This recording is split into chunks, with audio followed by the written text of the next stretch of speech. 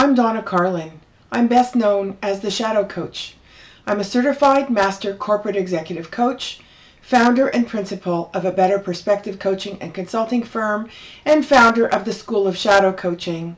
I've been working in this field for 32 plus years. I love the topic of this event because it directly speaks to the question that is always at the back of my mind. Are coaches giving clients what they want or what they think they can get?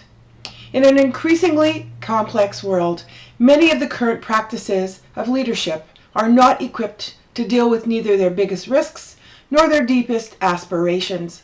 Leaders currently have to deal with the intensification of systemic complexity from economic and political realities.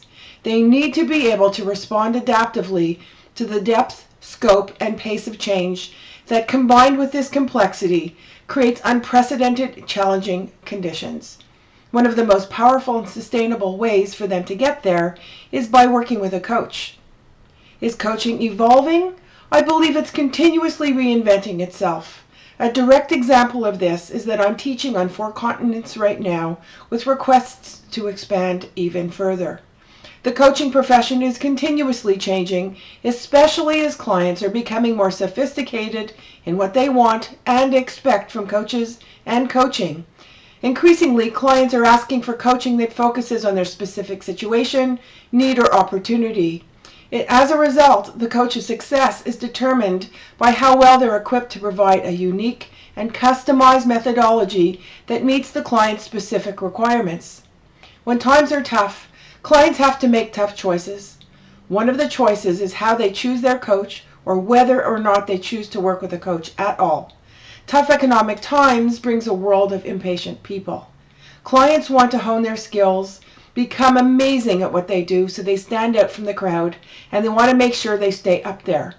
Yes, coaching as a profession has to evolve and be flexible enough to meet the myriad needs of the people and the organizations they work with.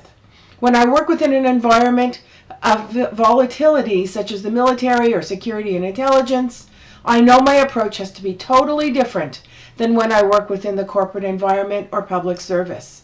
Without that flexibility, we would be trying to place people in the same boxes, and they just don't fit.